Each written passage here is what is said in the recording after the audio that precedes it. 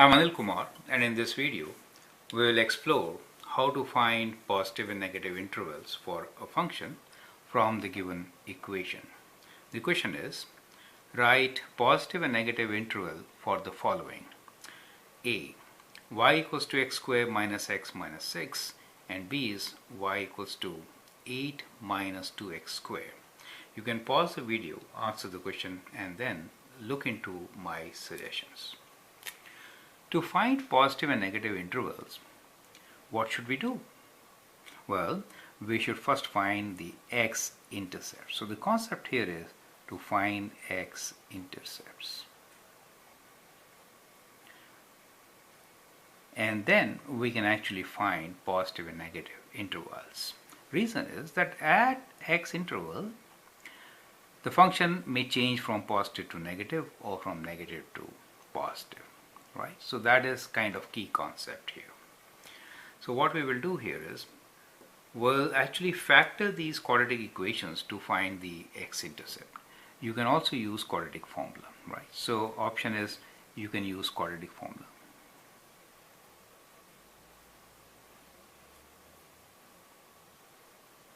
Or you could factor, right? So you could do either of these things. Now let me factor this one.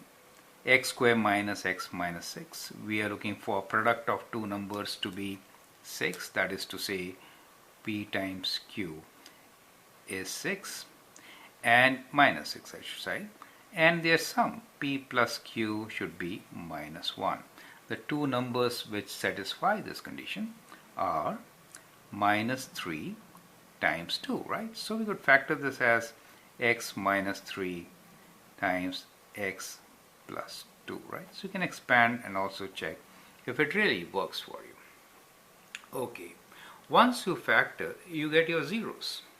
It's a good idea to sketch a graph now. So we'll just sketch a rough graph. Zeros are at 3 and minus 2, right? Zeros are at 3 and minus 2. How do we get them? We have to equate each factor to 0. So if I write x minus 3 equals to 0, I get x equals to 3.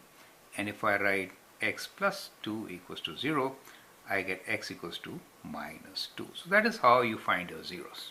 So I've shown you a method of finding zeros or x-intercept, right? So zeros or x-intercept, both are same thing, right? With slight difference, which we'll learn in different videos. Okay. Now we also observe that leading coefficient is positive, therefore the parabola opens up, right? So parabola opens upwards and it has x-intercepts at 3 and minus 2. So let us say this is the parabola which opens upward with some x-intercepts at 3 and minus 2. Okay, this is not a very neat sketch, but it will help us to at least answer the question correctly. So we get our x-intercepts, which are at minus 2 and 3. For accuracy, what you can also do is you can find the y-intercept, x equals to 0. So this point here is minus 6. Well, it does not really help us to answer the question. Now, from here, we can clearly see which part of the graph is positive and which part is negative, right? So we can now write down our answer. It is positive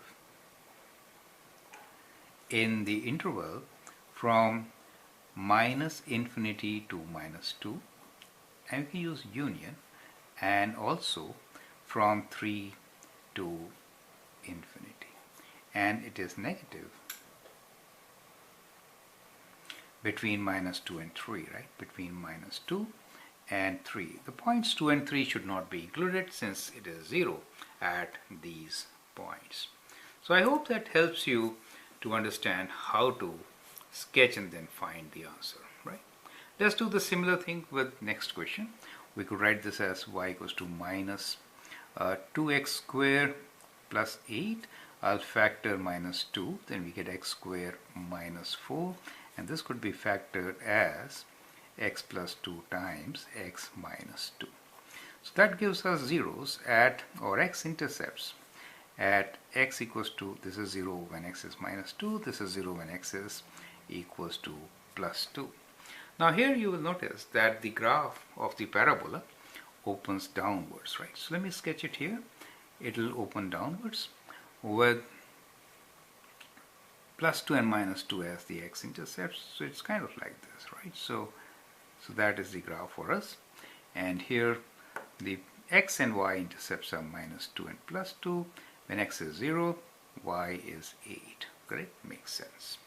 So you can now clearly write down intervals when the function is positive are between minus 2 and plus 2, and negative when it is between minus infinity to minus 2 union from 2 to infinity. Is it okay? So that is how you can actually figure out negative and positive intervals for a parabolic function or for a quadratic function. So I'd like you to practice with some more questions, and this time I'll give you one in which the equation is in a different form. That is to say, if I write equation as, let us say, x plus 1 whole square minus 4, this is in vertex form. So I'd like you to write intervals of positive and negative for the given function. I hope that helps. Thank you and all the best.